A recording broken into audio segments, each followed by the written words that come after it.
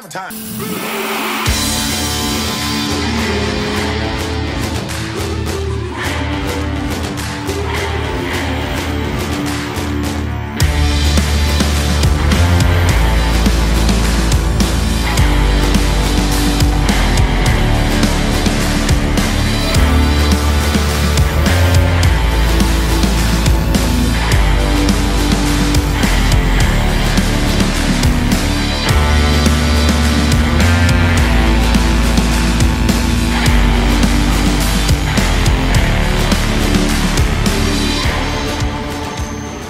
What's up everyone, welcome back to another Hammertime video. Today we're going to be doing a review on this Boxmaster Tools Lathe and Tenon tool from D-Way. Stay tuned and let's jump right in. Alright, so before we start out, I just want to mention this is a completely honest review. I was sent this tool, but by no means am I going to say only positive things. This is a completely honest review whatsoever. Alright, so you might never have heard of a Lathe and Tenon tool, but it really has a very useful it's very useful in making lidded boxes, and especially actually for this tenon part, this part that's meant for the tenons. It's very useful on just about any spindle work. I've actually used it on bowls. You probably really shouldn't do that, but it's negative rake angle like all the Boxmaster tools, and your likeliness of catching is almost zero. In the detail tool review, I stabbed the detail tool into the wood. Like you'd rip apart the piece of wood with a traditional spear point, and it did not catch. The negative rake angle significantly helps that. So this side actually has it's 90 degrees, that angle and that angle. If you can see this angle, that angle. If you push that in correctly, that will form a 90-degree angle. And then that side is straight, and it's negative rake on both sides. You can see that it's the same angle, and then that one is as such. And it has the same negative rake angle on the top as this does on both sides, and then this angle is the blunter angle that you find on the other negative rake Boxmaster tools.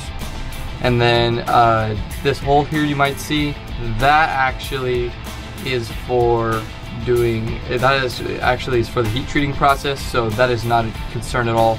And if you wanted to, you could just put a little nail in the wall and hang it on the wall. That works better for you. So this steel is M2 high-speed steel, and while you may be thinking of maybe another M2 brand, this steel actually holds an edge far longer than any of those brands, as it is heat treated the same way D-Way does all their M42 steels, which makes the edge almost exactly the same as the M42 steel. Most people can't actually tell the difference, and M2 actually rolls a little bit of a better burr, so it's actually better for these negative rake scrapers. So this is a 1/2 inch wide, and it fits into the 8-inch handle here, which you'll see me using, and I have a 1/2 inch adapter put on here, and then I also have the quick change knob, and it's really easy. Slide this in here, just go like that, lock it in, and you're all good to go. And then it's super easy to go ahead and start turning, and then when you're ready to switch it around and sharpen it, just switch it around, go ahead, lock it back in. Super simple, highly recommend getting this. I'll leave links to everything down in the description below. So let's go ahead and I'll show you how to sharpen this tool, and then we'll take it over to the lathe and do a little turning. Okay, so I have the platform set up here. I use a little Boxmaster tool setup jig here. And I was sent this also with the tool. I'm assuming this is also included. And you set this down here to match with the wheel here. These are 8-inch wheels, and this is a 350 grit CBN. You could do 80. I just like 350. That's just my personal preference, but it really doesn't matter. 180, they all would work. So you set that, and it matches this long angle. And then we'll, as soon as we did this, we'll switch it around and set it to this angle, so we can do this short bevel here. So I'm going to go ahead and turn the grinder on, and we're just going to do the bottom side here and just raise a nice little burr.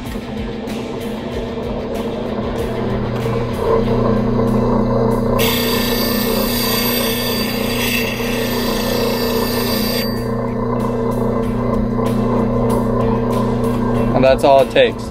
Quick, simple, easy burr, and that only took like 5 seconds on the grinder, and we already got a nice big burr here.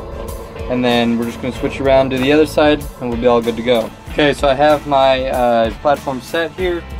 I have the jig adjusted so it meets up, and we're just going to flip this upside down instead of doing it right side up so it drags a better burr. And we're going to do a nice crisp burr here, and then we're going to take this over to the lathe. So make sure just to push this one straight so you don't lose that 90-degree edge.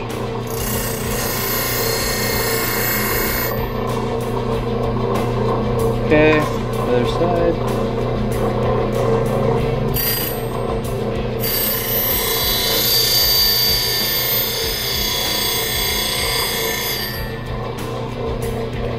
Okay, so we got a very sharp edge here. So let's go ahead and we'll take this over to the lathe and I'll show you how this works. Okay, so I got the tenon side here first, and I'm just going to make a couple tenons here and just show you how easy this is to do.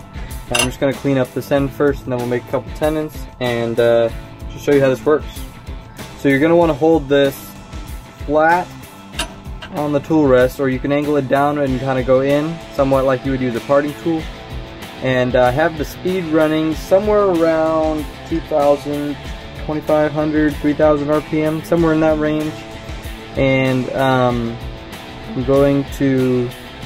I want to have the tool rest high enough where I'm almost going down to hit the center, because too low is a lot worse than too high, and too high actually works a little bit better on these tools for whatever reason. So it's not a bad thing to have it a little bit high. So I'm just going to go ahead and clean this end up and show you how to make a couple tenons. Okay, so we'll just take about a 1/4 inch here and just clean up this end here.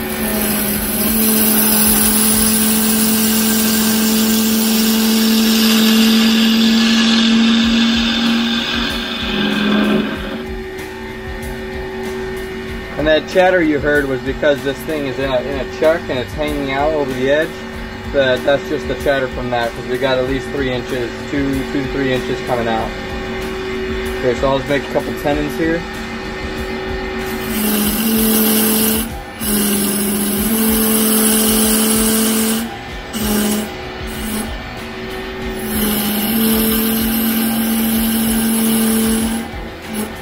So if you're trying to make tenons, this is a super easy way to do it. It's super fast and super efficient, so it works really well.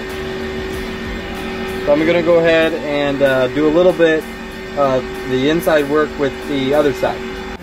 Okay, so we're going to have this tool rest pretty high here, so I'm having to kind of go down. I'm just going to back it up just a little bit, just so I can get down there. And I can kind of hollow this out a little bit, create some inside tenons. Now where this excels is you can kind of go in here like this and go out sideways and hollow stuff out.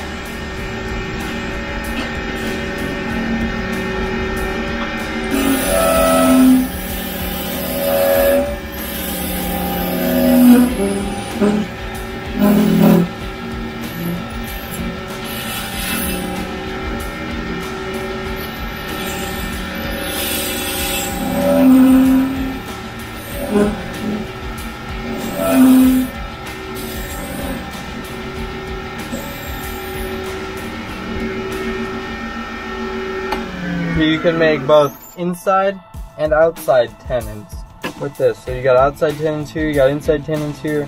Very versatile tool, and it does its job very well. So what's my final opinion on the Boxmaster Tools lid and tenon tool? Well, overall I think it works really great. It's great for the bottom of boxes, just the bottom corner of boxes, and getting that lid and tenon just to be perfect. It's very useful for that, and it does an excellent job.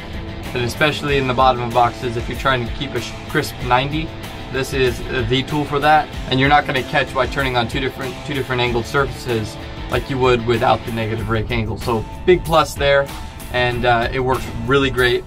Everything else, I really like it. I can't seem to find anything wrong with it. It's really easy to sharpen, works really well, and super quick and simple. And actually, when you get these, they're shipped sharp, so you don't even have to sharpen them. Where right when you get them, you can test it out, get a feel for it, and then go ahead and take it over to the grinder and get started sharpening. Super simple. So I'll leave links to everything I have here down in the video description below. And if you like the video, make sure to subscribe and ring that notification bell. And until next time, guys, happy building.